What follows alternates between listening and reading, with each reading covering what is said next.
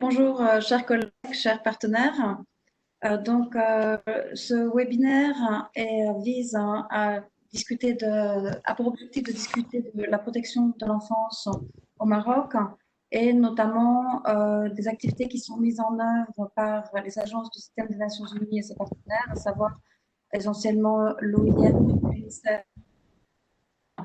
dans le cadre du projet Amal qui vous sera présenté par ma collègue. Ce séminaire s'inscrit dans les activités qui sont mises en œuvre pour la Journée mondiale du réfugié.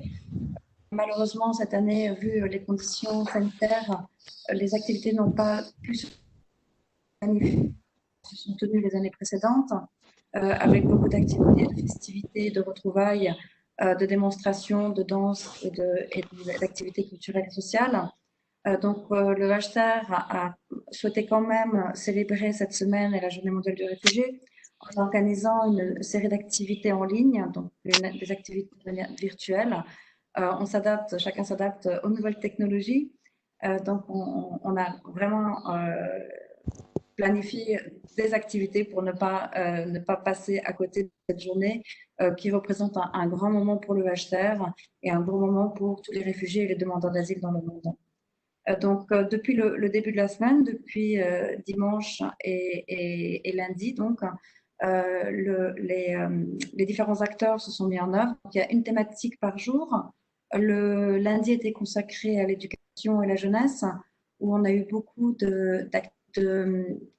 d'activités qui ont été mises en œuvre et présentées par les jeunes réfugiés, notamment par les deux associations Vivre Ensemble et les étudiants d'AFI, qui seront diffusées au cours de la semaine. Donc, je vous invite vraiment à regarder ces vidéos qui montrent vraiment les activités qui sont menées par les jeunes et on voit vraiment leur enthousiasme, leur appui communautaire, aussi bien vis-à-vis de leur communauté que des communautés migrantes et toutes les communautés au Maroc, qui est d'ailleurs un objectif de ce projet, à savoir la cohésion sociale.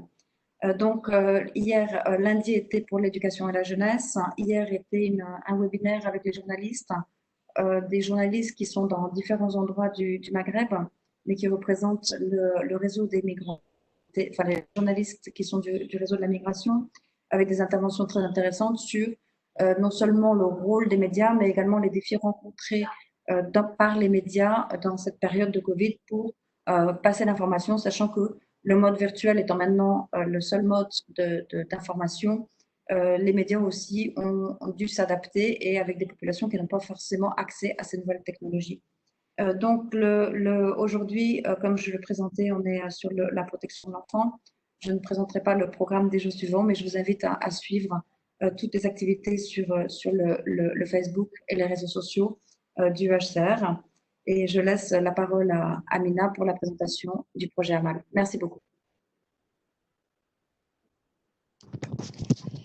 Bonjour à toutes et à tous, j'espère que vous vous portez bien. Je suis ravie d'être présente aujourd'hui à vos côtés dans le cadre de cette semaine des réfugiés et j'en profite pour remercier chaleureusement le HCR pour être à l'initiative de ce webinaire. Donc, cette rencontre virtuelle s'inscrit dans le cadre du programme conjoint Amal que je vais vous présenter rapidement dans quelques minutes. En tout cas, cette rencontre constitue en fait une opportunité aujourd'hui de nous retrouver, même si c'est à distance, pour évoquer l'un des enjeux majeurs de la politique migratoire volontariste qui a été menée par le Royaume du Maroc depuis 2013, à savoir le vivre ensemble et la cohésion sociale. Ce sont vraiment les deux piliers qui constituent les bases d'une société plurielle, solidaire et ouverte. Donc, c'est un sujet particulièrement important et qui nous tient à cœur. Or, on sait tous que la crise sanitaire et les mesures de confinement qui ont touché toute la planète ont eu un impact sur les liens sociaux de manière générale, mais aussi sur les relations entre migrants, réfugiés et leur communauté d'accueil. On a dû élaborer de nouveaux modes de communication, ce webinaire en est la preuve, reformuler et porter de nouvelles relations sociales et pour certains, cela s'est traduit par aussi un isolement avec tous les risques que ça comprend. Maintenant que nous sommes à la porte des confinements progressifs, c'est un moment particulièrement opportun pour faire un bilan de ce qui a été fait en matière de vivre ensemble et d'identifier des recommandations pour consolider cette cohésion sociale dans le contexte post-Covid des semaines et des mois à venir. Pour cela, j'ai le grand honneur d'avoir à mes côtés aujourd'hui un ensemble d'intervenants qui sont composés de représentants d'agences des Nations Unies, de réfugiés ou de représentants de la société civile. Donc, à travers les différentes interventions, nous aborderons à la fois les bonnes pratiques et initiatives qui ont pu être mises en œuvre dans le cadre du programme AMAL, mais aussi nous aurons des témoignages directs et des recommandations toujours pour renforcer ce vivre ensemble. Nous commencerons donc par une présentation de Madame Bettina Gambert qui vient de s'exprimer, représentante adjointe du HCR, qui évoquera les initiatives et les activités multiculturelles mises en place par le HCR. Puis nous aurons la chance d'entendre Madame Nadia Tari, directrice de la Fondation Orient-Occident Rabat, qui travaille dans cette structure depuis de nombreuses années. Nous aurons ensuite le témoignage personnel de Monsieur Hamidou Sambo, qui est donc réfugié, mais surtout membre de l'association Vivre Ensemble et du club d'AFI, qui est le club qui regroupe les boursiers réfugiés universitaires et surtout co-organisateur du tournoi de basket interculturel Morocco Playground, qui a été mis en œuvre en janvier 2020 et qui nous parlera donc de son expérience. Nous aurons aussi Madame Karima Larache-Ménard, coordinatrice des programmes migration à l'UNICEF, puis Madame Teresa Botella, représentante adjointe de l'Organisation internationale pour les migrations, et nous finirons ce panel d'intervenants avec Monsieur Abdeslam Amartari, président de l'association Asticude. Ce webinaire qui est enregistré disposera d'un temps de questions-réponses à la fin des interventions, où nous vous invitons dès à présent à réfléchir et à partager vos propres recommandations pour poursuivre ce travail initié sur le vivre ensemble et la cohésion sociale dans le contexte nouveau pour nous tous du Covid et de l'après-Covid. Donc, comme vous le voyez peut-être, vous pouvez adresser vos questions de manière écrite à travers le chat et nous essaierons d'y répondre au mieux. Donc, sans plus tarder, je vais vous présenter très rapidement le programme AMAL. Sarah, si tu peux charger la présentation PowerPoint. Et passer directement à la slide 2. Ce programme conjoint AMAL a pour objectif le renforcement de la protection et de l'intégration des enfants et jeunes réfugiés et migrants au Maroc. Sa particularité, c'est d'être un programme conjoint qui est mis en œuvre à la fois par le Haut Commissariat aux réfugiés, l'Organisation internationale pour les migrations et le Fonds des Nations unies pour l'enfance, soit l'UNICEF. Il se déroule sous la coordination du bureau du coordinateur résident que je représente et est implémenté dans les régions de Oujda, Tanger, Casablanca et Rabat, grâce au soutien du United Nations Trust Fund for Human Security, dont l'un des principaux donateurs est le Japon. Suivante, s'il vous plaît. Le programme s'articule autour de 3 axes. Le premier, c'est la promotion du vivre ensemble pour assurer une bonne cohabitation entre migrants, réfugiés et leur communauté d'accueil. Donc, la thématique centrale de ce webinaire va se concentrer sur cet axe 1, mais abordera de manière transversale aussi l'axe 2 qui relève de l'appui au gouvernement marocain dans la mise en place de mesures de protection pour ces publics souvent vulnérables que sont les enfants et jeunes migrants et réfugiés. Et enfin, l'axe 3 considère l'assistance directe pour assurer des conditions de vie dignes et l'accès aux services de base de ces personnes. Assistance directe qui a été quelque chose d'absolument indispensable en cette période de Covid où le confinement a parfois consolidé la précarité de certaines personnes. Suivante. Donc, ce programme s'inscrit dans les engagements internationaux du Maroc, à la fois les objectifs de développement durable, que sont l'agenda 2030, mais aussi le pacte mondial pour des migrations surordonnées et régulières, excusez-moi, qui a été signé en décembre 2018 à Marrakech, et enfin le pacte mondial sur les réfugiés. Surtout, le programme répond à la stratégie nationale de l'immigration et de l'asile qui a été initiée au Maroc en 2013 sous l'impulsion de Sa Majesté le roi Mohamed VI et qui se veut être une stratégie tout à fait transversale. Et notre programme répond à ces différents piliers, notamment le programme 1 qui est l'éducation, le 2 la jeunesse et sport, le 3 la santé, le 4 le logement, le 5 l'assistance sociale, le 6 la formation professionnelle, le 7 l'emploi et enfin le 11 gouvernance et communication. Suivante, s'il vous plaît.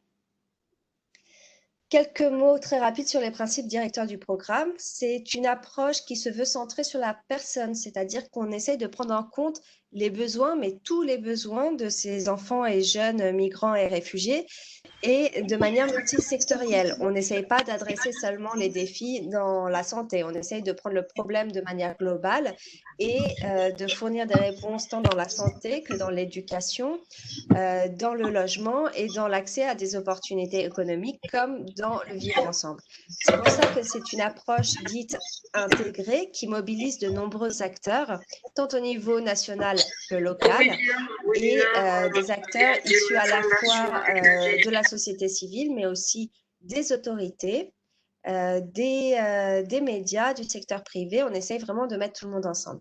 C'est une approche qui se veut aussi spécifique, dans le sens où on essaye d'adapter nos interventions aux 4 régions et à leur contexte particulier. Et enfin, orienter prévention, notamment en travaillant sur le vivre ensemble et la cohésion sociale, et ce, afin d'éviter l'apparition et l'existence des discriminations. Suivante.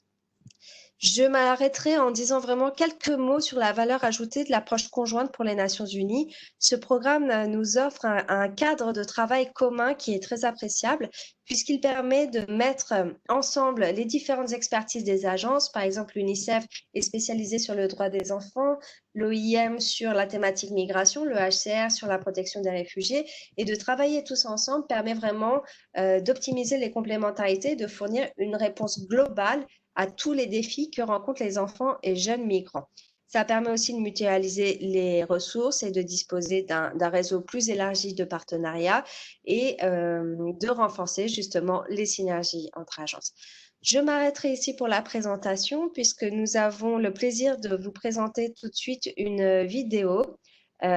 Aujourd'hui, c'est sa première diffusion publique, donc nous sommes très heureux de vous la présenter. C'est le fruit de ce travail commun entre agences qui présentera de manière mieux que moi, on va dire, ce programme. Sarah, je te laisse passer la vidéo.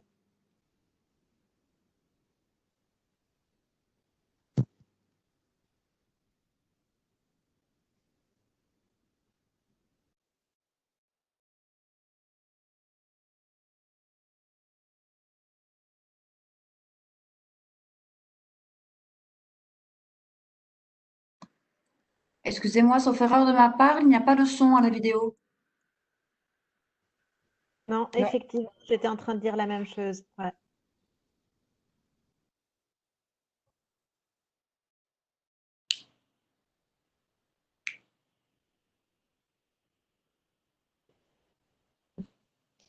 Peut-être, Sarah, il faut que tu actives ton micro pour qu'on ait le son.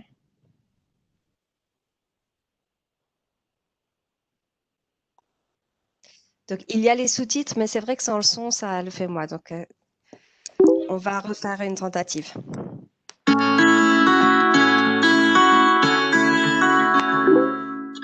En 2018, on recensait 272 millions de migrants et réfugiés dans le monde, dont 49 millions d'enfants.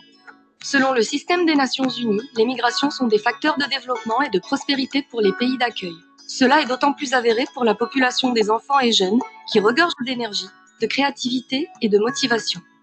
Pour cela, il faut leur garantir un environnement favorisant leur épanouissement et leur autonomie pour qu'ils deviennent les propres acteurs de leur intégration. Au Maroc, le programme AMAL a été lancé par l'Agence des Nations Unies pour les réfugiés, l'Organisation internationale pour les migrations et l'UNICEF, sous la coordination du Bureau du coordonnateur résident. Cofinancé par le Fonds des Nations Unies pour la sécurité humaine, il vise à appuyer les efforts des autorités marocaines pour répondre à l'ensemble des défis qui concernent les enfants et jeunes migrants et réfugiés. Ce programme contribue activement à leur autonomisation, au respect de leurs droits et à leur protection. En articulant leur expertise et leurs efforts, les agences peuvent fournir des réponses adaptées et multisectorielles à des problèmes complexes et ainsi renforcer l'efficacité et l'impact de leur action. Basée sur l'approche de la sécurité humaine, le programme intervient de façon préventive, transdisciplinaire et globale dans les domaines de la santé, de l'éducation, du logement, de l'insertion économique et de l'intégration dans leur communauté d'accueil. Ainsi, le programme accompagne et renforce toutes les parties prenantes sur le territoire marocain qui peuvent aider à créer un environnement sain et durable pour ces enfants, jeunes réfugiés. Partenariat renforcé, de sensibilisation au vivre ensemble, de renforcement des capacités, le programme contribue à la protection et l'autonomisation de ces enfants et jeunes. Tous les leviers d'action sont activés, aussi bien à l'échelle nationale que locale, pour que les enfants, jeunes réfugiés et migrants puissent s'épanouir et tisser des liens avec leur communauté d'accueil, afin de renforcer la cohésion sociale.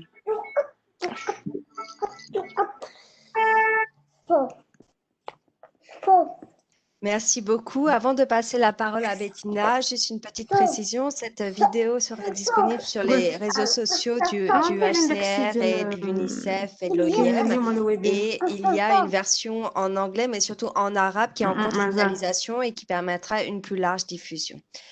Donc, je passe tout de suite la parole à Madame Gambert sur les initiatives et activités interculturelles du HCR.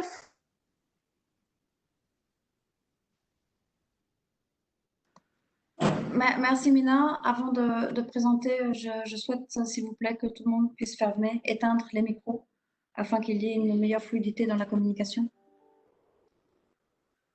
Sarah, tu peux mettre le PowerPoint en ligne afin que tout le monde puisse visualiser le PowerPoint.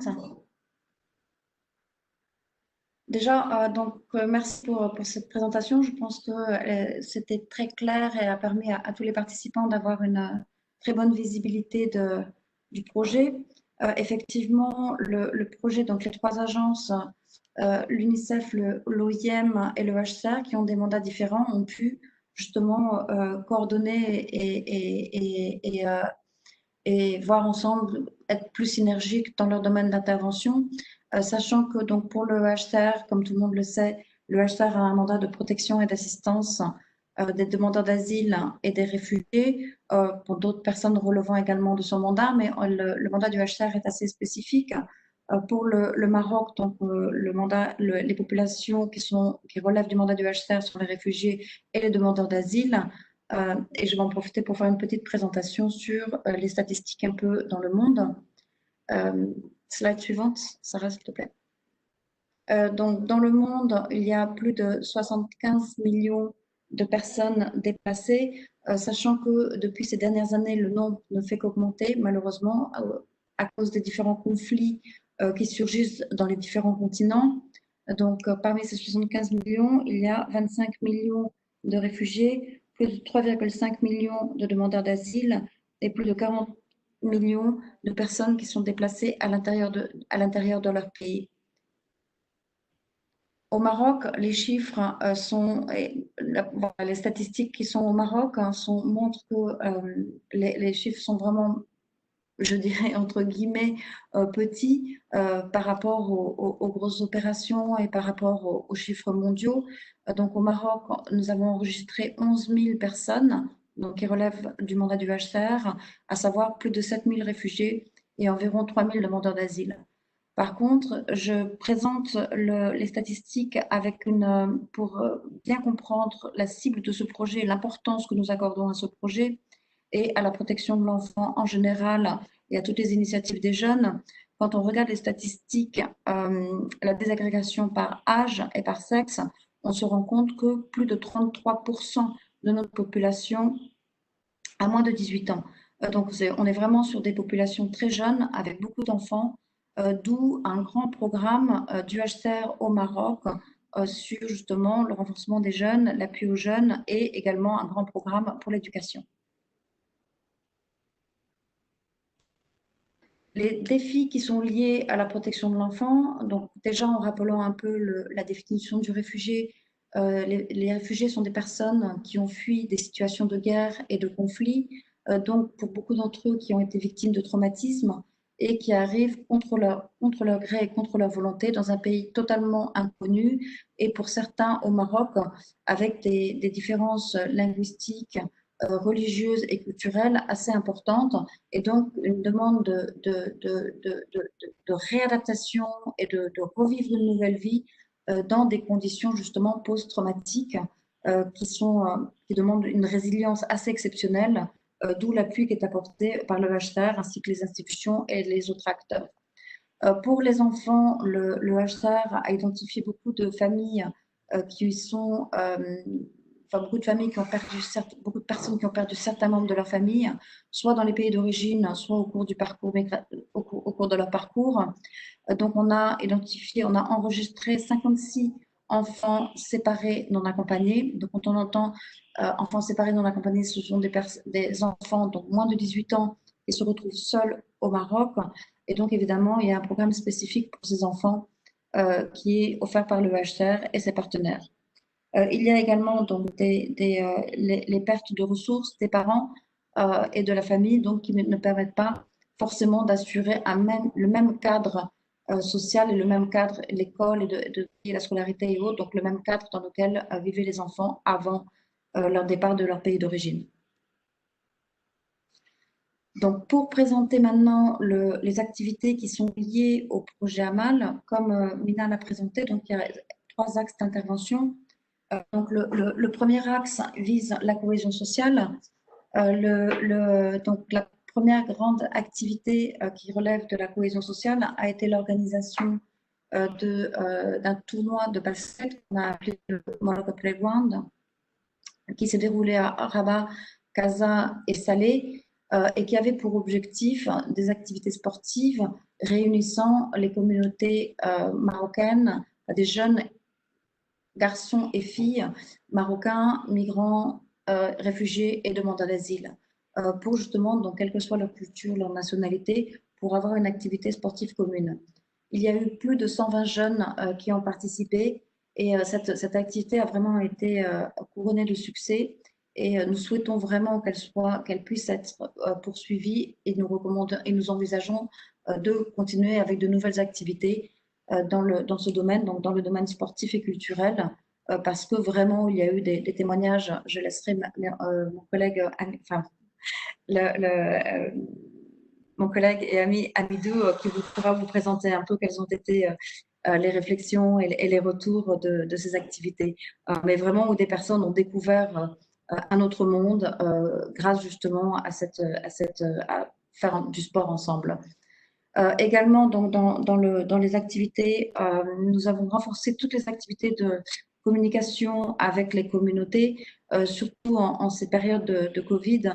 Il est important, donc la communication avec les communautés est un des aspects les plus importants, donc garder le lien avec les communautés.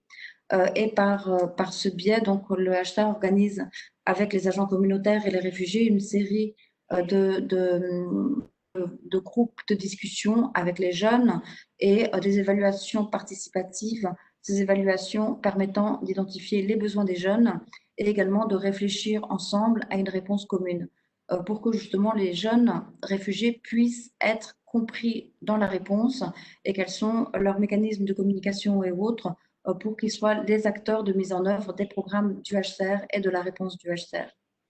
Voilà pour l'axe 1. Concernant l'axe 2 du projet, donc, vise le renforcement des capacités des acteurs clés à identifier et à protéger les enfants et les jeunes réfugiés et migrants. Donc, via cet axe, le HCR a apporté son appui technique au HCR, donc aux autorités, notamment au ministère, au ministère délégué aux affaires de la migration, qui maintenant reste une division qui est toujours sous le ministère des Affaires de la migration des MRE. Donc le HCR continue à apporter ce soutien. Ce soutien technique a été apporté notamment pour toutes les questions d'appui à la mise en œuvre de la SNIA, mais également dans l'élaboration et l'application du Maroc dans le pacte mondial pour les réfugiés. Pour information, le Maroc a été très impliqué au niveau global dans toutes les activités du pacte. Donc, au niveau national, il y a un plan national de mise en œuvre de ce pacte qui a été développé. Également, un appui via ce projet, un appui aux groupes de travail protection à Oujda et à Tanger. Donc, les groupes de travail protection sont des plateformes qui regroupent différents membres des sociétés civiles, mais également de quelques structures étatiques et qui ont pour but de coordonner les activités de sensibilisation et de protection des populations réfugiées, demandeurs d'asile et migrantes au Maroc, donc dans des régions assez sensibles comme les régions de l'Oriental et les régions de Tanger-Tétouan, à Loussaïba. Le troisième axe, slide suivante. Donc le troisième axe vise à assurer la protection et l'autonomisation des enfants, des jeunes réfugiés et migrants. Donc avec un accent sur l'éducation, comme je l'ai dit, une grande partie de notre population, 33% de notre population a moins de 18 ans. Donc le programme du HCR a un volet éducation et vraiment appuie tous les enfants pour leur scolarisation, du préscolaire au post-secondaire, ce qui, pour information, est assez rare pour les opérations du HCR. Parce que souvent, par manque de moyens, il y a peu de moyens pour assister les enfants jusqu'au niveau universitaire et post-secondaire. Donc, des activités qui sont mises en œuvre avec une assistance financière qui est octroyée à plus de 800 enfants pour qu'ils puissent poursuivre leurs études, qui sont scolarisés. Donc, avec des taux de réussite assez importants. Donc, on a vu que grâce à ces mécanismes, la scolarité des enfants, grâce à ces mécanismes et au suivi, et je remercie la Fondation Orient-Occident pour le suivi, la Fondation étant notre partenaire de mise en œuvre pour le volet éducation. Même pendant la crise post-Covid, les élèves ont été soutenus pour pouvoir poursuivre leurs études en ligne et une enquête, selon la dernière enquête qui a été effectuée, on a constaté que plus de 73% des enfants en âge de scolarisation ont pu poursuivre leurs études lors de la crise, ce qui sont des résultats assez impressionnants vu les difficultés et le manque de moyens dont disposent ces enfants. Également, un taux de réussite qui est très important, à savoir qu'en regardant un peu les taux de réussite du semestre et en se basant sur ces taux et en regardant un peu le niveau des élèves, on arrive à plus de 90% des enfants scolarisés qui vont avoir réussi leur année scolaire, malgré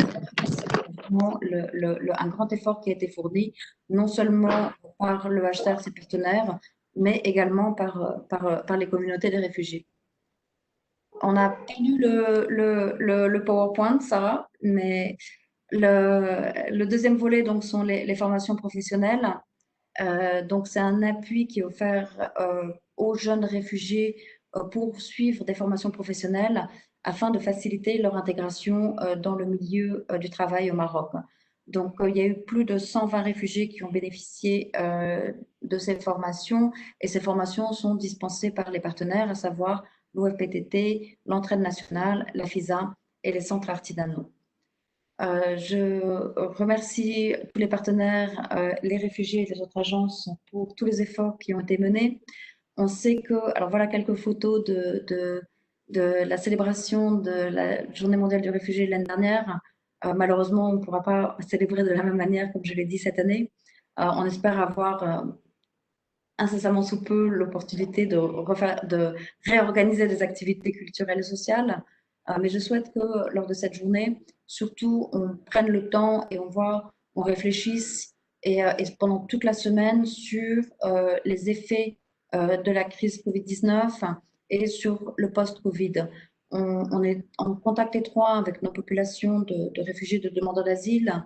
Malgré les efforts qui ont été fournis, on sait qu'il y a eu vraiment des difficultés, des vulnérabilités qui se sont accrues, des traumatismes, on a identifié des personnes atteintes de santé mentale. Donc, on sait que le retour, je dirais, à la normale et toutes les activités qui devront être mises en œuvre après cette crise devront être renforcées et notamment en termes de protection de l'enfant.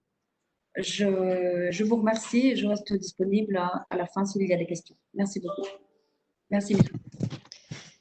Merci beaucoup, Bettina, pour ton intervention. Je vais maintenant donner la parole à Madame Nadia Attari, directrice de la Fondation Orient-Occident Rabat, qui va nous parler de l'importance de l'éducation et des activités culturelles pour les migrants et réfugiés, notamment enfants et jeunes, et l'impact de ces activités dans leur processus d'intégration. Chère Nadia, la parole est à toi.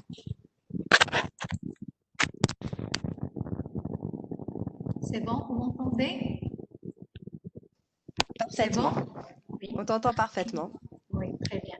Donc, bonjour à tout le monde. Donc, je vous remercie d'abord de m'avoir invité.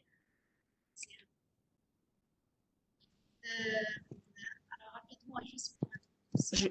On t'entend un petit peu moins bien. Si tu peux peut-être te rapprocher du micro, désolée. Là, vous m'entendez? Là, vous m'entendez? C'est bon? Oui. OK. Alors, comme vous savez, parmi les axes prioritaires d'intervention de la Fondation contre le psychosocial et le renforcement des compétences, on compte aussi l'éducation et la culture, qui sont deux piliers inséparables, même complémentaires pour la Fondation. À travers ces activités, la Fondation essaie d'accompagner les jeunes réfugiés et migrants à devenir acteurs de leur apprentissage, à se responsabiliser et à avoir un rôle à jouer au sein de leur groupe, de leur communauté et même de leur entourage en général. Et ce, tout en leur donnant les moyens pour réussir ce challenge, trouver du plaisir à construire et réaliser des projets communs sur mesure, permettant à tous les jeunes réfugiés, migrants et marocains de se prêter au jeu, générer l'envie d'apprendre qui passe bien évidemment par l'esprit d'équipe, de solidarité et de vivre ensemble. Plusieurs actions et projets en témoignent. Je cite par exemple les festivals annuels qu'on organise chaque année à l'occasion de la Journée mondiale du réfugié, bien à l'occasion de la Journée mondiale du migrant, et qui constituent un réel moyen d'échange et de communication. Je cite, il y a aussi l'exemple du soutien que l'on apporte aux jeunes étudiants de DAFI, que l'on encadre également pour mettre en œuvre des initiatives de citoyenneté et de solidarité. Un autre exemple aussi, qui est le projet du Morocco Playground, qui incarne parfaitement les valeurs d'appartenance, d'esprit d'équipe, de solidarité et du vivre ensemble. Et avant que je cède la parole à Hamidou, il y a une citation qui me revient souvent à l'esprit d'Albert Einstein et qui dit « L'éducation, c'est tout ce qui reste après qu'on ait oublié ce qu'on a appris à l'école. » Voilà, et merci beaucoup. Donc, j'espère ne pas dépasser les petits moments, les minutes qui m'ont accordées. Merci. Merci beaucoup, chère Nadia. Non, tu as été très claire et très concise. Alors, Hamidou Sambo, je sais que tu as eu des petits problèmes de connexion. J'espère que tu vas pouvoir intervenir. Monsieur Hamidou Sambo est donc réfugié, membre de l'association du Vivre Ensemble et du club DAFI. Et surtout, il a été co-organisateur du Morocco Playground. Donc, si on arrive à avoir son témoignage dans de bonnes conditions, il pourra nous parler de son expérience personnelle par rapport à cette activité et de quel impact a eu ce tournoi auprès des jeunes qu'il a côtoyés durant ce tournoi. Hamidou, si tu arrives à parler, la parole est à toi. Il faut activer le son en appuyant sur le petit… Oui, c'est bon, je pense que tu es avec nous. Oui, bonjour à tout le monde. J'espère que vous allez bien. Moi déjà, sans l'aide de deux personnes, de nos encadrants, on ne peut pas arriver, je ne peux pas avoir toutes ces expériences. Et l'encadrant de Vivre Ensemble et de Club d'Afrique qui est Rita et Suleiman. Donc moi, dans le cadre d'Amal, j'ai participé à organiser un projet de Vivre Ensemble et de tournois sportifs interculturels de Morocco Playground. Et aussi, à la fin de projet, une cérémonie a été organisée où on a pu avoir de bons témoignages de la part de participants. Et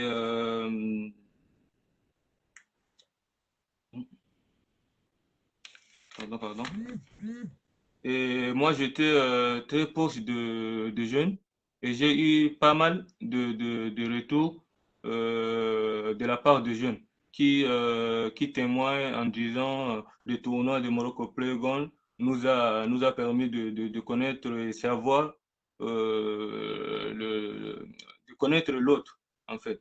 Et de savoir, on est tous égaux et que maintenant, on peut faire des amis subsahariens et pareil pour le réfugié aussi qui disait la même chose. Il y a même un parmi eux qui disait, lui, c'est sa première fois de faire un ami marocain et, et faire, et aller au tournoi pour la première fois, de jouer au basketball et aussi, comment dirais-je, et voilà, c'est à cause de ça qu'on demande toujours le tournoi que ça donne le fait d'avoir des activités de vivre ensemble. Ça permet aussi d'avoir un terrain d'entente euh, ou un espace d'échange dans lequel où les jeunes peuvent tous se trouver. Et aussi, comme ils savent qu'ils sont tous égaux, et ça donne aussi la possibilité de faire des échanges culturels et de faire des amis qui soient indépendants à leur choix. Il y a d'autres comme je vous ai dit, il y a d'autres aussi qui m'appelaient, même tout récemment, qui m'appelaient en me disant, voilà, toutefois, on a eu des tournois, mais pourquoi pas maintenant ou après le confinement, on va refaire à faire d'autres tournois. Déjà, on a pu dépasser ou casser cette stéréotype qui fait d'autres euh, qui fait douter les deux côtés, que le fait de faire des activités, de vivre ensemble, permet, permet à trouver des terrains d'entente, comme je l'ai dit tout à l'heure. Et à cause de la... et lié à ces sujets, ça, c'est super qu'on l'a fait avant le confinement. Voilà comment le confinement a impacté le réfugié et voilà comment le confinement ça a impacté les jeunes en termes d'isolement et aussi l'isolement par rapport à la communauté d'accueil. Et donc, l'élément très important et les éléments très important du confinement, de pouvoir reprendre le sport et les activités culturelles. De faire ça de manière d'un esprit de vivre ensemble. À cause de la crise de coronavirus, on est resté confiné. Les enfants ont arrêté d'aller à l'école et les jeunes, on n'a pas continué les activités sportives et les activités culturelles. Et ça renforce l'isolement par rapport à la communauté d'accueil.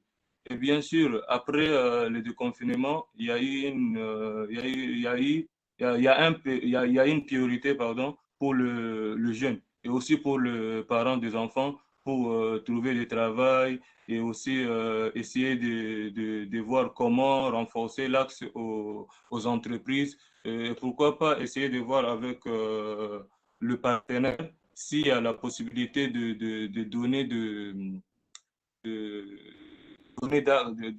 nous trouver comment renforcer l'axe au travail et aussi essayer de créer de petites entreprises pour les réfugiés. Comme vous le savez, il y a déjà des entreprises ici qui ne prennent pas les réfugiés, il y a déjà des problèmes de carte séjour et il y a beaucoup de types de ces problèmes. Donc, s'il y a la possibilité, pourquoi pas essayer de créer, même si de grandes entreprises, s'il y a la possibilité, par exemple, le cadre de centre d'appel, il y a maintenant, je pense il y a le digital qui a pris l'initiative de donner du travail à quelques réfugiés, même si ce n'est pas à tout le monde, c'est exceptionnel. Mais s'il y a la possibilité d'avoir cette idée de donner la possibilité, de donner l'idée à ces entreprises s'ils peuvent prendre des réfugiés. Sinon, pourquoi pas essayer de créer voir avec nos bailleurs de fonds si on peut créer des entreprises, et spécialement pour le réfugié et migrants. Et pourquoi pas aussi la communauté d'accueil, parce que c'est aussi important pour faire ce mix, mais de faciliter déjà aux réfugiés cet axe de travail. Et pour finir, j'aimerais dire si il y a la possibilité, après ce déconfinement, on aimerait avoir une autre activité sportive parce que c'est très, très important. On a vu comment, surtout moi, j'ai déjà eu l'expérience dedans, j'ai vu comment ça donnait cette fouille de vivre ensemble. Par exemple, moi, j'ai l'habitude de faire des activités de vivre ensemble avec notre encadrant, Suleiman et Rita. Donc, on part déjà dans deux villes, on fait des sensibilisations et tout. J'ai déjà même pu faire une sensibilisation, pardon, de trouver une femme que je vais bientôt marier. Donc, c'est des choses comme ça. Pourquoi pas? On peut vivre mieux dans son pays d'accueil aussi, si on trouve, si les conditions sont réunies. Pourquoi on trouve des problèmes? Parce qu'il y a déjà de petites barrières qui sont entre la communauté de réfugiés et migrants avec la communauté d'accueil. S'il y a cette barrière, déjà, pour avoir cette grande, c'est pour casser cette stéréotype, il faut augmenter les activités culturelles et les activités sportives pour trouver un terrain d'entente et un espace d'échange pour que le réfugié, déjà, on a eu beaucoup de témoignages comme quoi les réfugiés et les Marocains, avant, c'est juste où les problèmes arrivent parce qu'il n'y a pas une entente. L'autre n'approche pas l'autre pour savoir pourquoi l'autre déteste l'autre, pourquoi l'autre. Et pourtant, c'est juste que tout le monde est restreint, comment dirais-je, est resté enfermé sur soi-même et tout le monde a peur de l'autre. Non, l'autre est méchant ou bien l'autre est tel. Et pourtant, c'est quand on est rentré, déjà le terrain de sport, le terrain de basket ou l'espace d'entente, l'espace culturel, des activités culturelles, c'est pas seulement pour faire des sports, mais ça permet aussi de faire des échanges entre les deux communautés. Donc, juste un peu. Et merci beaucoup.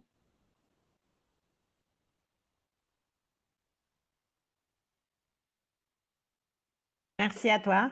Et bravo, je suis contente d'écouter que tu as rencontré ta future fiancée. Bravo pour ça. C'est un clair exemple que ça marche. Oui, merci beaucoup. Et aussi, le travail, c'est pas moi seul, hein. Il y a déjà les étudiants d'AFIS qui étaient avec nous, qui sont vraiment motivés, et avec les membres d'AFI qui sont aussi motivés, qui nous ont aidés dans le projet AMAL de Morocco Playground. Donc, on les remercie aussi, et je remercie aussi nos encadrants, Suleiman et Rita, qui sont très motivés sur nous tout le temps sur le terrain. Et on leur demande de continuer toujours avec nous. Et là, c'est ça. Merci Hamidou pour ton témoignage et tes nombreuses recommandations qu'on va bien noter. C'est un peu le but aussi de ce webinaire, notamment lors de la période de questions-réponses, ce sera de collecter un peu toutes les recommandations. On va tout de suite enchaîner pour pas trop perdre de retard sur l'intervention de Madame Karima Laraj-Maynard, donc qui est coordinatrice des programmes migration à UNICEF et qui axera son intervention sur l'accès des enfants migrants aux services de base dans une optique inclusive. Que tu peux lancer le PowerPoint et Karima, la parole est à toi. Bonjour, vous m'entendez? On t'entend très bien. Ok, parfait. J'attends que... Voilà. Donc bonjour à toutes et à tous. Merci d'être avec nous aujourd'hui. Merci à Bettina, Mina, Nadia et à Amidou pour vos interventions. Donc, comme l'a dit Mina, la thématique que je vais aborder est celle de l'approche inclusive d'UNICEF pour un accès aux services de base pour les enfants et jeunes migrants. Donc, par services de base, j'entends ceux de la protection, mais aussi ceux de l'éducation et de la santé. Donc, suivant, s'il te plaît. Merci. Le travail d'UNICEF s'inscrit dans un cadre à la fois international et national. L'international étant, le cadre majeur étant celui de la Convention relative aux droits de l'enfant. Le Maroc l'a ratifié en juin 1993 et donc en la ratifiant, il s'est engagé à défendre, garantir les droits de chaque enfant et de répondre de ses engagements devant la communauté internationale. Les 4 principes fondamentaux de la CDE sont la non-discrimination, l'intérêt supérieur de l'enfant, le droit de vivre, de survivre et de se développer. Donc là, nous sommes en plein accès aux services. Et le respect donc, des opinions de l'enfant. Cette convention, c'est une obligation pour les États signataires qui doivent donc la traduire dans leur droit national. C'est quelque chose qui est en cours au Maroc aujourd'hui. Mais bien sûr, le principe de la non-discrimination est présent. On le stipule dès le préambule de la Constitution marocaine. Et c'est un principe qui est repris je dirais, dans la panoplie des politiques nationales qui existent, que ce soit la politique publique intégrée de protection de l'enfant, celle de la santé, celle de la protection sociale ou même celle de l'éducation. Suivant, s'il te plaît. Donc, pour traduire ces cadres internationaux et nationaux, UNICEF, dans le cadre de sa programmation migration, met en place une stratégie d'implémentation dite intégrée, intersectorielle, mais surtout inclusive. Donc, qu'entend-on par inclusive? C'est une approche qui permet en fait une réponse aux besoins des enfants en situation de mobilité, donc des enfants migrants, au travers des systèmes existants ou de leur renforcement. Donc, en fait, ces systèmes, nous devons leur demander de répondre aux besoins de tous les enfants vulnérables en situation de vulnérabilité, inclus les enfants donc migrants qui doivent y trouver leur place, ou je devrais même plutôt dire les systèmes doivent faire une place à ces enfants pour assurer donc la durabilité des réponses. Donc dans ce sens, l'aspect coordination, coopération, mécanismes de référencement entre nos partenaires institutionnels et ceux de la société civile sont essentiels. Donc c'est un travail qui se fait dans le cadre des projets migration UNICEF, que ce soit le projet Amal, que ce soit aussi le projet Jalwa Himaya qui est cofinancé par l'Union européenne et qui s'appuie, donc ces projets s'appuient sur des pilotes et des partenariats avec la société civile et les institutions. Donc nous avons le partenariat avec la Fondation Orient-Occident, particulièrement sur l'aspect protection et éducation. Et là, donc il y a un travail de collaboration, de coopération qui se fait avec le CAP dans le cadre donc, du dispositif territorial intégré de protection de l'enfance, mais aussi avec l'AREF. Donc pour les services de protection, nous parlons par exemple de l'assistante sociale de l'AFOO qui va monter un dossier administratif et le déposer au niveau du CAP. Pour ce qui est de l'éducation, donc nous avons un va-et-vient entre l'AREF et la Fondation Orient-Occident. Un enfant qui est inscrit à l'école au travers de l'AREF va pouvoir obtenir donc, des services, des soutiens, un soutien psychosocial, une bourse au travers de la FO. Vice-versa, un enfant qui arrive vers la FO pour un service psychosocial va aussi être accompagné pour son inscription donc, à l'école. Nous avons aussi tout un travail qui est fait en termes de prise en charge complète et intégrée dans 2 centres pilotes, l'un à Oujda et l'un à Tétouan avec nos partenaires Shabiba et Apis. Et là encore une fois, le travail coordonné avec l'entraide, l'AREF et les tribunaux aussi, donc l'entraide pour tout ce qui est formation. L'AREF, dans le cas en particulier de Shabiba, où nous avons par exemple le centre d'hébergement, qui est loti dans une école de la deuxième chance. Les tribunaux pour tout ce qui est accompagnement à l'obtention de titres de séjour. Donc encore une fois, dans le principe d'inclusivité, de durabilité, garder ce lien entre les deux.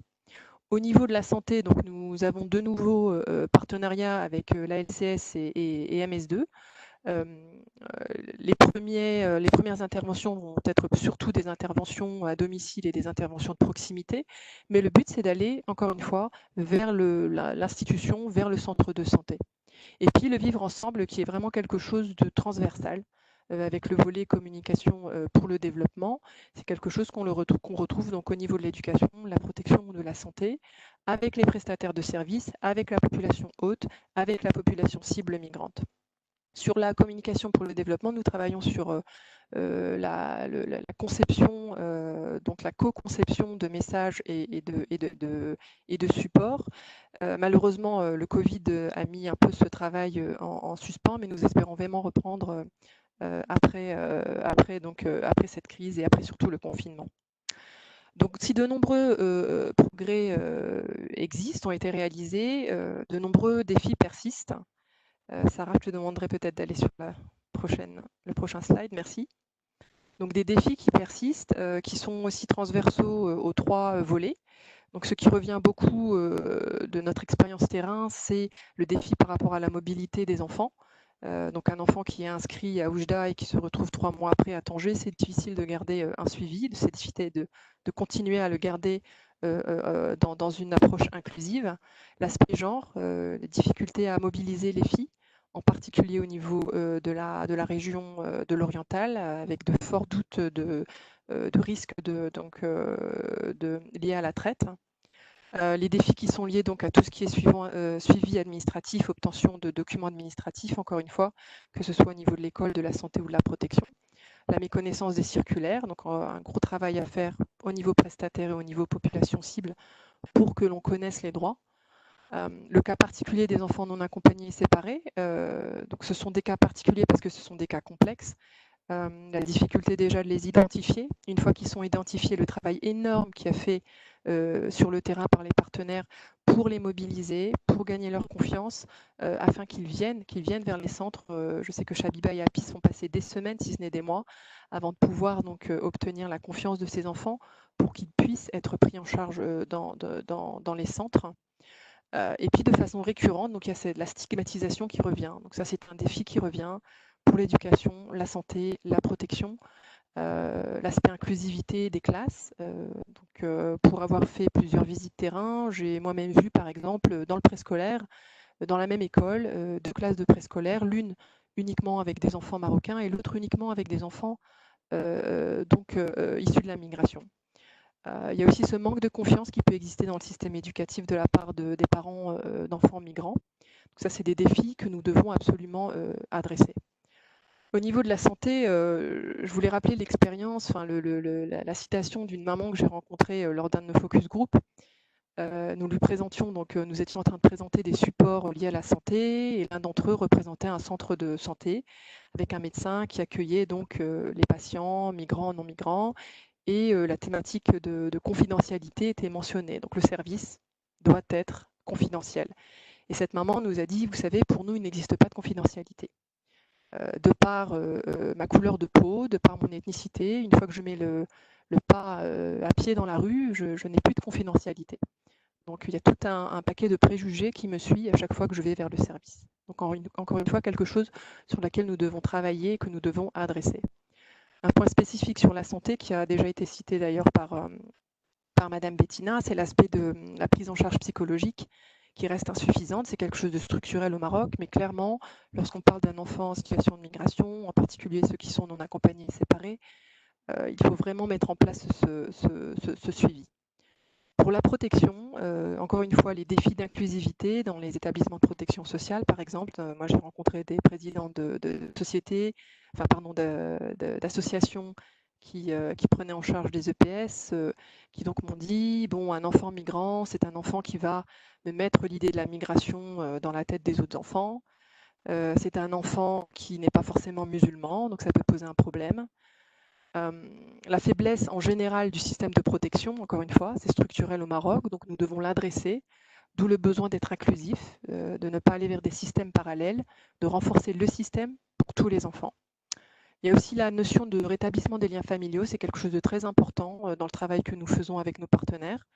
Un enfant, pour pouvoir assurer son inclusion, pour pouvoir assurer son bien-être, il faut, dans la mesure du possible, quel que soit le choix qui va être fait et la solution durable qui va être mise en place, rester au Maroc, repartir dans le pays d'origine ou aller dans un pays tiers, doit pouvoir reconnecter avec sa famille.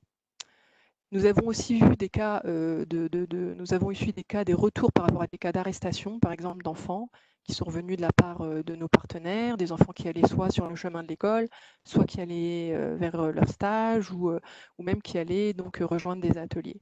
Donc encore une fois, la stigmatisation, c'est quelque chose qui revient, d'où l'importance de garder, encore une fois, l'inclusivité, le vivre ensemble, vraiment en filigrane de toutes les interventions que nous mettons en place, d'autant plus, je dirais, dans une période de crise. Les impacts secondaires du Covid sont déjà visibles. Je lisais un communiqué hier qui disait que l'économie accuserait, selon les projections de BAM Al-Maghreb, donc Banque Al-Maghreb, d'une contraction de 5,2% en 2020. C'est la plus forte depuis 1996. Donc nous devons vraiment garder en tête que ces effets secondaires sont ici pour rester. L'histoire nous montre que les replis communautaires, populistes sont des réflexes en période de crise, d'où encore plus, encore une fois, l'importance d'apporter des réponses inclusives pour les populations les plus vulnérables, et les enfants et les jeunes migrants en font donc partie. Next, please, Sarah. Donc, à situation unique, je dirais réponse unique. Le Covid, c'est clairement un défi, mais c'est aussi peut-être une opportunité dans le sens où ça nous force, elle nous force vraiment à adapter nos approches. Par exemple, dans le cas d'UNICEF, nous avons vraiment été forcés ces derniers mois à aller vers une approche plus humanitaire, avec la distribution, par exemple, de paniers alimentaires, un projet qui va commencer sur de l'assistance cash pour le paiement au loyer ce mois-ci. Aller vers des approches innovantes, donc Bettina en a parlé, mais aussi Nadia, le soutien psychosocial et éducatif qui s'est fait à distance ces derniers mois. Je tiens d'ailleurs vraiment à remercier les partenaires sur le terrain qui ont fait un travail extraordinaire ces derniers mois avec les enfants et leurs familles. Et donc dans ce contexte, les priorités pour UNICEF sont celles pour l'éducation vraiment du non-décrochage scolaire, de continuer de façon inclusive à assurer l'accès aux ressources pour les enfants en situation de migration et au soutien scolaire. Le but étant vraiment de retrouver ces enfants à la rentrée sur les bancs de l'école. Donc il faut absolument que nous fassions tout ce qui est possible donc pour ne pas perdre ces enfants une seconde fois.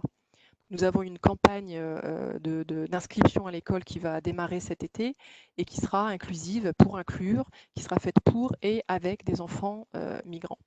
En termes de santé, donc je l'ai déjà évoqué, vraiment aller faire des services à domicile, des services de proximité, travailler sur la nutrition, travailler sur la vaccination. Il y a plusieurs malades, patients de maladies chroniques qui ont peut-être été délaissés ces derniers mois. Donc vraiment les soutenir, travailler avec eux, et puis les accompagner vers les services lorsque les services dans les institutions, dans les centres de santé, lorsque ces services réouvrent. Au niveau de la protection, donc l'un des fléaux de toute crise humanitaire, c'est celui de la violence domestique et celui de la violence contre les enfants.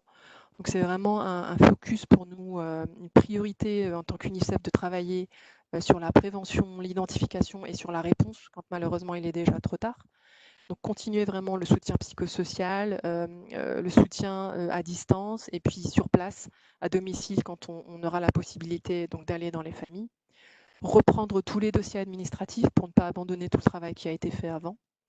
Et puis, accompagner dans les centres pilotes vers l'autonomisation ces jeunes avec qui nous travaillons depuis pratiquement une année.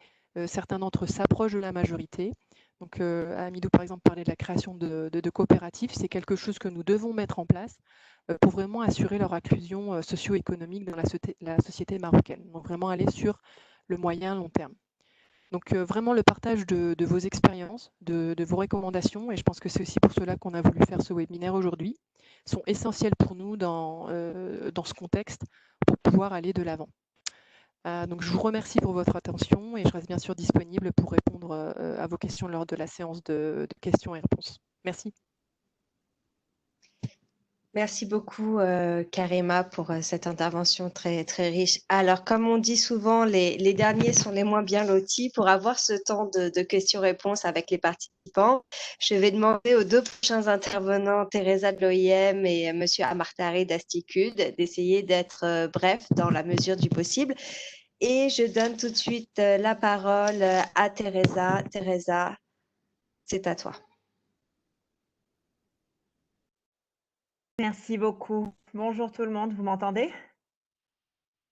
On t'entend bien, oui. Très bien. Ben, merci beaucoup, chers collègues. Merci Mina, pour me donner la parole. Merci Bettina. Bonne, joyeuse semaine des réfugiés. Aussi, je voulais profiter pour, je ne sais pas si c'est féliciter, mais en tout cas, euh, dire bonjour à tous à tous les réfugiés, remercier tout le travail fait par l'HCR et chacun des partenaires. Merci de nous avoir invités à parler aujourd'hui. À la fin, migrants et réfugiés, on sait que souvent ça va ensemble. On parle mixte au Maroc encore plus que dans certains pays. Et donc, le travail conjoint qu'on fait avec l'HCR est clé en tant que OIM. Alors, je représente l'Organisation internationale pour les migrations. Désolée que je ne me suis pas présentée au début. Alors, après, bon, ce qui est bien ou mauvais de parler à la fin, c'est que j'ai pas beaucoup de temps, mais bon, je vais essayer de ne pas toucher plusieurs choses qui ont déjà été soulevées par par Bettina et Kalima, non, de l'HCR et de l'UNICEF. Simplement pour vous dire, avant de commencer, que l'inclusion et la cohésion sociale est au cœur des activités de l'Organisation internationale pour les migrations, de l'OIM. On comprend que des migrants bien intégrés et dans des sociétés accueillantes peut faire que bénéficier les sociétés d'accueil, les pays d'origine et les migrants eux-mêmes. Alors, on travaille dans ce sens-là à travers une approche, comme ce qui a été dit, pluridisciplinaire, non? Alors, on travaille bien sûr dans la position de l'OIM, c'est de travailler dans tout ce qui est inclusion sociale et avec ça, on comprend ce qui est l'intégration dans les services publics et dans les services de base, et comme ce qui a déjà été dit avant, c'est tout le travail pour intégrer l'éducation, la santé, l'hébergement, les services sociaux, etc. Alors, il y a tout ce travail d'accès aux services publics. Il y a le travail de sensibilisation sur cette question de vivre ensemble, la cohésion sociale, la lutte contre la discrimination et le racisme. Tout ce travail qui se fait de sensibilisation, la question de travail pour l'employabilité. Et avec ça, il y a le travail d'un côté avec le secteur privé, d'information sur les procédures, sur la promotion du vivre ensemble, de la valeur ajoutée, etc. De la même façon qu'il y a toute la partie formation des populations migrantes dans la langue, au niveau de l'éducation, mais aussi des différentes formations pour accéder au marché d'emploi et toute la partie d'employabilité et d'auto-emploi, non, comme ce qui avait été proposé par Hamidou.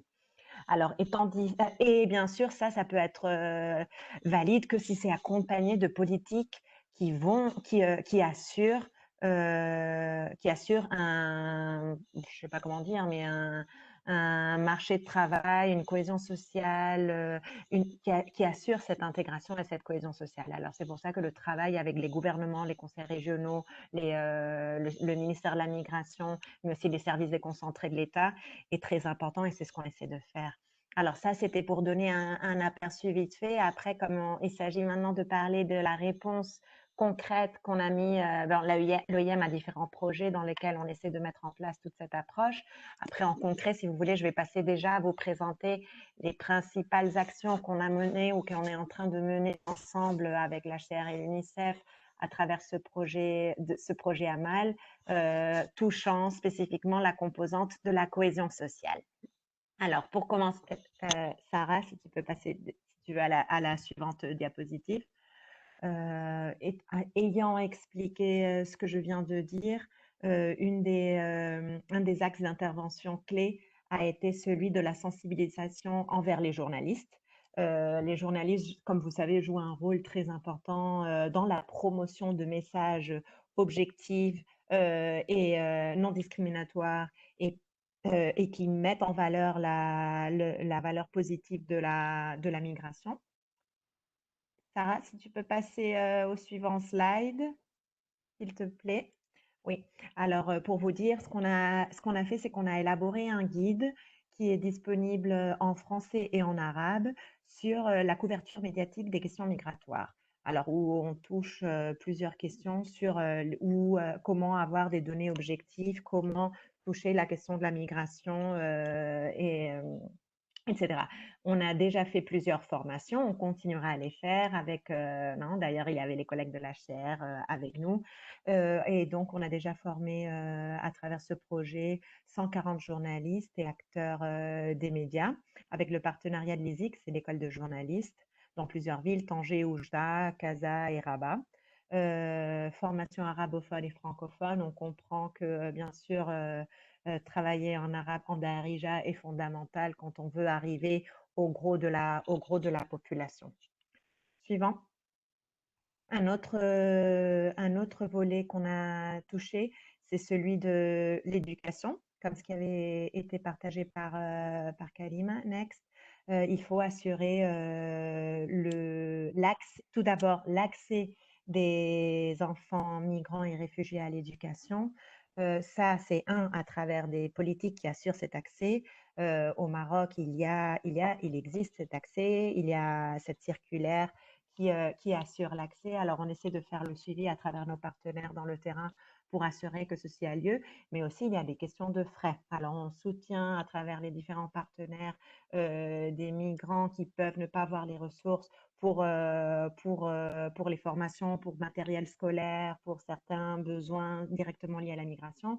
Alors, on a eu et on continuera à avoir l'année prochaine. Alors, je profite aussi déjà pour faire le plaidoyer pour le prochain cours à travers nos partenaires à Tanger, Oujda, Rabat et Casablanca, des bourses à travers lesquelles sont bénéficiés 141 migrants.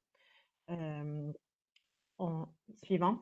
Et bien sûr, en plus de ces bourses, nos associations et les partenaires, ils font ce suivi des élèves pour faire cet accompagnement. Il n'y a pas seulement l'accès à l'éducation, comme je viens de dire, mais il y a aussi assurer qu'ils peuvent donner suite aux cours et qu'il n'y a pas de décrochage. Comme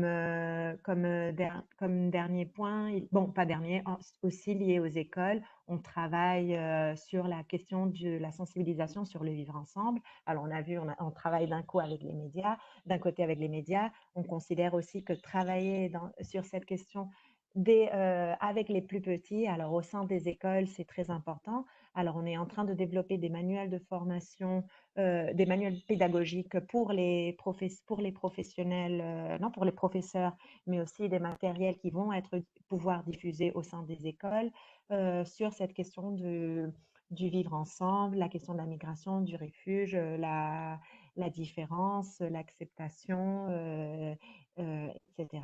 Alors, on fera différentes séances de sensibilisation au sein des écoles. On travaillera avec les professeurs pour promouvoir tout ce côté-là. Suivant. Et pour finir de ce côté-là, rien ne peut être fait. Maintenant, on est dans un contexte de crise coronavirus. Alors, on se rend compte qu'on peut beaucoup travailler dans cette question de cohésion sociale, d'intégration, d'employabilité, mais si on n'a pas les services de base couverts, n'est-ce pas, c'est très difficile d'aller au-delà.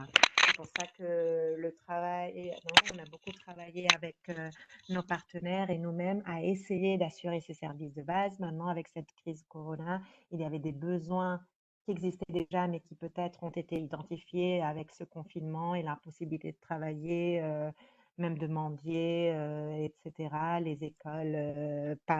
Les écoles fermées, une difficulté d'accéder aux services de santé, vu qu'ils étaient collapsed, je ne sais pas comment dire en français, désolé, où ils étaient dédiés au cas de Corona. Et alors, le besoin de travailler dans le soutien social, d'un côté, bien sûr, essayer de promouvoir le soutien médical, référencement vers les services publics, mais il y avait des fois que pour des cas d'urgence, on se voyait obligé de soutenir des besoins très, très spécifiques et urgents. Alors, on a soutenu tout le travail de continuité des besoins dans ce qui est éducation et assistance médicale, mais on a renforcé d'autres besoins qui ont été détectés, notamment celui de la nourriture. Alors, on a travaillé avec nos partenaires dans cette question de fournir des paniers alimentaires ou des bons non, pour donner à manger, des kits d'hygiène aussi pour promouvoir des mesures barrières et de prévention pour éviter la propagation du virus. De la même façon qu'on a promu et nos partenaires ont fait un très gros effort d'assistance psychosociale et de suivi des bénéficiaires qui, dans une situation comme ça, on est tous, n'est-ce pas, dans des situations compliquées, mais si déjà à ça, on a non, un parcours migratoire et des besoins, des besoins spécifiques, cette situation est encore plus compliquée, de la même façon que l'hébergement d'urgence. Alors, grosso modo, et bien sûr, tout le côté sensibilisation et information sur la maladie, les risques, où accéder, quels sont leurs droits, les services auxquels ils peuvent accéder.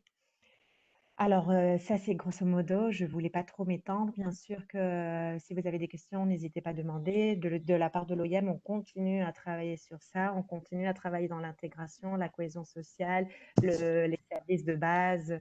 Et comme vous avez mentionné, on est conscient que la question de l'intégration économique qui vient par le marché de travail, l'auto-emploi, est clé et c'est aussi une des choses sur lesquelles on veut continuer à travailler. À vous. Merci beaucoup. Merci beaucoup, Teresa, pour l'intervention. On va finir ce panel d'intervenants avec Monsieur Abdeslam Amartari, président de l'association Asticud. Alors, encore une fois, je suis vraiment désolée. Je vais vous demander de vraiment limiter votre intervention à 5 petites minutes pour qu'on puisse disposer d'un peu de temps pour pouvoir répondre aux questions des intervenants, lesquels on vous remercie de votre patience pour un petit peu ce dépassement du temps prévu. Monsieur Amartari, la parole est à vous. Merci. Bref, pour respecter le deadline, pour respecter le temps qui m'y est. Alors, directement à décrire. Vous m'écoutez bien? On vous entend pas très fort, mais on vous entend. Oui, on entend Et bien. maintenant, Oui. ça va, vous m'entendez? Oui, parfaitement. Merci. Donc, je vais essayer d'être bref et limiter mon intervention à quelques minutes parce que normalement, en tant que partenaire de l'OIM, Madame Teresa vient d'expliquer l'ensemble des activités ou la panoplie d'activités qui sont mises en place. Mais moi, je vais essayer de mettre le point sur quelques activités qui ont été menées spécifiquement dans le but d'instaurer une cohésion et un vivre ensemble à travers l'Expo interculturelle Africa 2019, qui fut un moment très important dans la construction ou la co-construction d'espaces de cohésion sociale où les migrants et les demandeurs d'asile et réfugiés ont contribué, ont participé à cet événement qui a donné une autre image alternative sur l'image qui est véhiculée sur la migration, sur la présence migratoire dans une zone qui est un petit peu particulière, c'est la zone de Nador qui est limitrophe aux frontières. Donc voilà, l'Expo interculturelle, c'était un moment fort, un moment qui est vécu par la population de Nador à travers tout un ensemble d'activités où il y avait la présence effective des migrants à travers des actes culturels, d'où l'art culinaire a été un élément fondamental parmi les autres activités qui ont fait l'objet de toute une semaine interculturelle, toute une semaine de culture africaine où il y avait aussi l'exposition de produits de terroir. Donc cet événement-là a suscité les citoyens de la ville, les habitants de la ville pour aller voir et pour connaître une autre culture et connaître aussi d'autres aspects de l'art culinaire. Il y avait une dégustation de l'ensemble des personnes qui ont assisté à l'inauguration de la semaine, à l'inauguration de l'expo interculturelle, où ils ont connu l'art de la cuisine africaine et ils ont découvert aussi le commun de la culture qui nous unit dans le cadre de ce continent africain. Aussi, il y avait d'autres activités qui ont été implémentées dans le cadre du contexte de Covid-19 auquel on a essayé de formuler et d'identifier des réponses liées à ce nouveau contexte, d'où l'assistance humanitaire a pris une autre dimension. On a essayé de faire bénéficier le maximum de personnes en fonction des moyens que nous avions. Donc, on a fait bénéficier une cinquantaine de femmes et 50 hommes de kits d'hygiène et de kits alimentaires pour répondre à leurs besoins. Aussi, il y avait la mise en place, dans le cadre du projet, la mise en place de bourses encourageantes pour la scolarisation de deux personnes, de deux migrants, pour encourager l'éducation non formelle et l'autre dans l'enseignement public. Et aussi, il y avait, à part ça, il y avait des formations en langue parce qu'on comptait que l'intégration des migrants doit passer par un élément fondamental, c'est l'apprentissage de la langue de la société et l'entourage et le milieu où ce migrant ou ce réfugié réside. C'est pour ça que le projet envisageait la mise en place d'un certain session d'apprentissage de la langue, du darija, du français, de l'arabe. Comme ça, c'est pour lui offrir une opportunité d'avoir les outils avec lesquels qui pourront l'aider pour une intégration efficace et efficiente. Grosso modo, j'ai voulu mettre le point sur ces activités phares dans le cadre de ce projet-là. Et donc, voilà, ma communication va se limiter à ça pour donner l'opportunité au débat qui va venir en avant. Merci.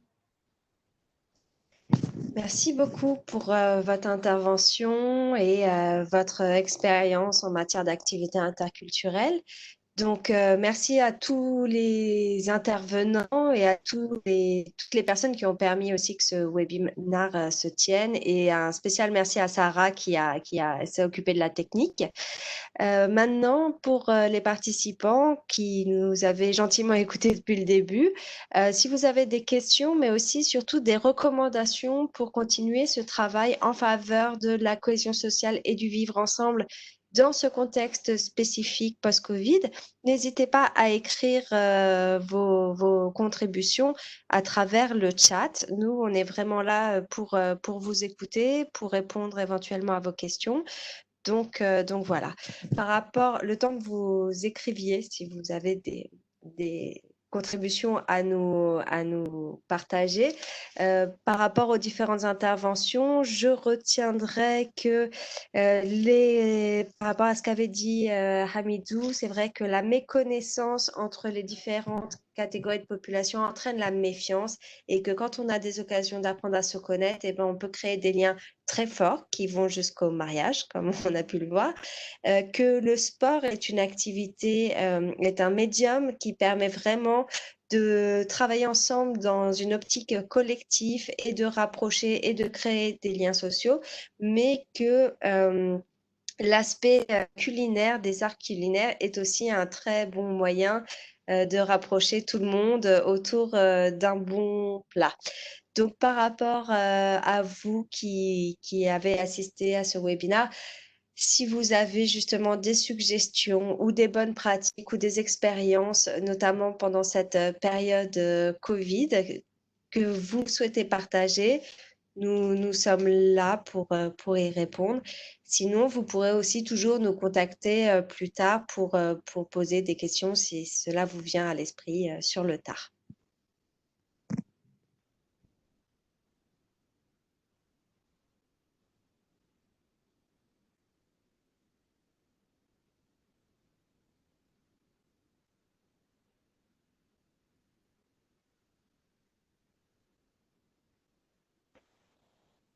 Bon, s'il n'y a pas de questions, je voulais profiter en tant qu'OIM. Je vois qu'on a ici entre nous plusieurs associations comme Tadamon il y a Abdeslam, non, Institut, Fondation, il y a plusieurs collègues. Je voulais profiter toujours pour dire que félicitations, non, à tous pour le travail que vous avez fait, surtout, toujours, mais surtout maintenant, je profite toujours quand on a des opportunités comme ça pour dire que bravo, non, maintenant dans une situation de confinement, de travail à distance, de crise sanitaire, vous avez été capable de continuer à fournir une assistance aux personnes directement in situ aux personnes qui étaient dans le besoin et à travers le téléphone, WhatsApp et d'autres pour les autres personnes. Alors vraiment, je profite pour remercier le travail de tous et chacun de vous dans ce contexte qui n'est pas évident. Et j'espère qu'on va au moins avoir plus de facilité de travail bientôt, Inch'Allah. Alors, merci Teresa. Moi, je profite également de remercier tout le monde. J'ai vu que dans le chat, il y avait une question sur les enfants séparés et non accompagnés et le programme de protection mis en place par le HCR. En très bref, sans m'étendre sur la question, parce que je pense qu'on arrive à la fin du temps imparti, il y a un programme vraiment spécifique et individuel pour chaque enfant. Mais le premier pas, c'est l'identification des besoins de ces enfants. Donc, il y a une évaluation qui est faite des besoins avec donc des experts de protection de l'enfance et également une détermination du meilleur intérêt de l'enfant donc composé d'un panel où le dossier est présenté et un panel discute justement, essaie de trouver des solutions les plus appropriées pour chaque enfant. Et donc, au sein du panel sont membres l'UNICEF et l'OIM, mais également des partenaires et également le cabinet de Madeleine Segem. Mais juste pour répondre en termes très pratiques, les besoins donc tous les besoins sont couverts, aussi bien en termes d'assistance humanitaire, de logement et d'essayer de pallier à leur éducation. Donc le suivi éducatif, formation professionnelle. Donc pour chaque enfant, il y a un suivi individuel. Mais je reste disponible s'il y aura des questions ultérieurement en dehors de ce webinaire. Je profite d'avoir la parole pour remercier tous les participants. Remercier les collègues en espérant que ce projet va continuer, va être renforcé. Et je souhaite à tout le monde une très belle journée des réfugiés en rappelant que le thème de la journée est que chaque action compte. Donc chacun peut agir et chaque geste compte. Donc gardons ça en tête aussi bien cette semaine, mais toujours dans nos actions. Merci à tout le monde. Merci Bettina. En fait, je vois que les participants ont la possibilité d'adresser les questions à des personnes précises, donc j'ai pas une vue générale, mais il y en a une de Madame Kautar Dardou qui demande comment se fait la collaboration entre les différentes parties prenantes du projet Amal. Donc, nous organisons des réunions très, très régulièrement pour se coordonner. Et à chaque fois que nous mettons en œuvre une activité, nous essayons de la faire en concertation avec les autres agences. La dernière, juste avant le confinement que nous avons fait vraiment ensemble, c'est l'activité de sensibilisation des médias qui était portée par l'OIM, mais où le HCR et l'UNICEF ont fait des interventions et ont participé, ce dans 3 régions. Donc, nous avons au sein des Nations Unies une plateforme de travail qui s'appelle le groupe thématique migration, où nous travaillons entre les agences du programme Amal, mais plus largement avec toutes les agences qui travaillent sur la question de la migration, comme le FNUA, ONU-SIDA et l'UNESCO et le PNUD et tant d'autres. Donc, nous avons plusieurs canaux de concertation et la collaboration se fait très bien, mais il faut dire qu'elle est renforcée quand on a un cadre de travail commun comme le programme Amal qui favorise justement ces synergies. Deuxième sous-question de Madame Kautar, est-ce que c'est possible de partager les présentations? Je pense que oui. Sarah, il faudrait que tu confirmes que tu as bien les mails des personnes qui ont participé pour pouvoir vous les envoyer à tous. Et comme ça, nous pourrons vous envoyer les présentations avec l'accord de toutes les agences, mais aussi la fiche du projet et le snapshot récapitulant un petit peu tous les acquis qu'on a pu avoir depuis le début de la mise en œuvre du projet. même s'il reste encore beaucoup de choses à faire. Alors, j'ai une question de Hicham. Est-ce que l'UNICEF, OIM et HCR travaillent pour inscrire les mineurs étrangers dans les écoles publiques? Karima a donné des éléments de réponse tout à l'heure à travers la campagne qui va être lancée cet été. Mais Karima, tu peux en dire plus sur cette initiative à venir? Allô? C'est bon, vous m'entendez? On t'entend. Ok. Oui, oui, on t'entend. Donc, c'est bien avant la campagne d'inscription. Oui, le travail d'inscription des enfants migrants, c'est quelque chose qui se fait déjà par les AREF dans chaque ville et en coordination dans les villes cibles sur lesquelles nous travaillons, donc Tanger, Oujda, avec la Fondation Orient-Occident. Donc, il y a un accompagnement administratif qui est fait de la part de l'assistant éducation, mais aussi de l'assistante sociale, pour accompagner les parents et les enfants en coordination donc, avec la REF vers l'inscription donc dans les établissements scolaires qui sont près du lieu de vie, par exemple, et pour être sûr qu'une place sera trouvée pour cet enfant. Est-ce que ça répond à votre question?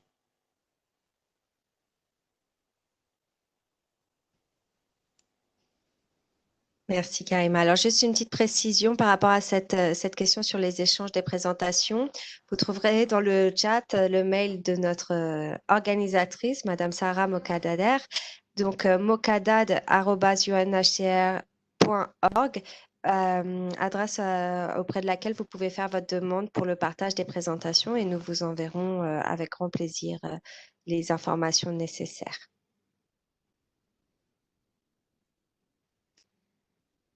Je vous laisse une dernière chance de poser vos questions avant de clôturer ce webinaire qui a été un peu plus long que prévu, mais très riche en interventions.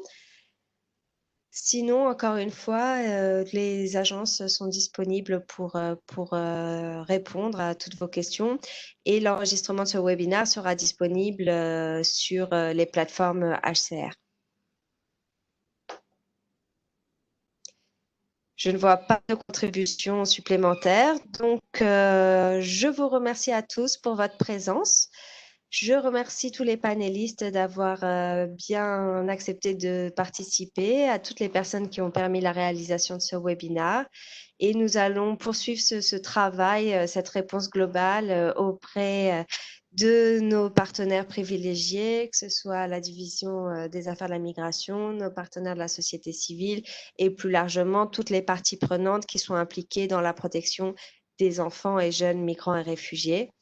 Nous espérons que cette nouvelle période post-Covid qui s'annonce va nous permettre justement d'être plus innovants et de saisir de nouvelles opportunités pour être toujours plus efficaces, car malgré toutes les activités qu'on vous a présentées aujourd'hui et tous les beaux résultats, il reste encore du travail à faire en continu.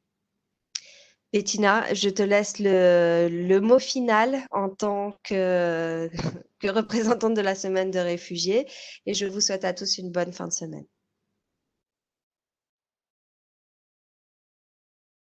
Alors, merci Mina, merci à tout le monde.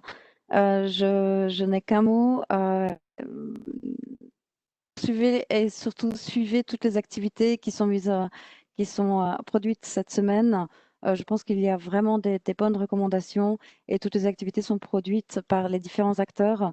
Donc aussi bien les acteurs de la société civile, les réfugiés, les académiciens, les journalistes, les médias et autres. Et surtout le 20 juin qui tombera un samedi où malheureusement on n'a pas pu organiser le Refugee Got Talent comme on l'aurait souhaité, comme les années précédentes, mais il y aura quand même un Refugee Got Talent. Donc, merci de soutenir tous nos réfugiés et toutes les activités qui sont mises en œuvre. Merci à tout le monde et je vous souhaite une bonne fin de journée. Voilà, donc à suivre sur la page Facebook du HCR. Merci, au revoir. Bonne journée, bonne semaine du réfugié, tout le monde. Merci à tous. Bonne semaine du Merci à réfugié. tous, au revoir. Merci. Au revoir. Merci, au revoir.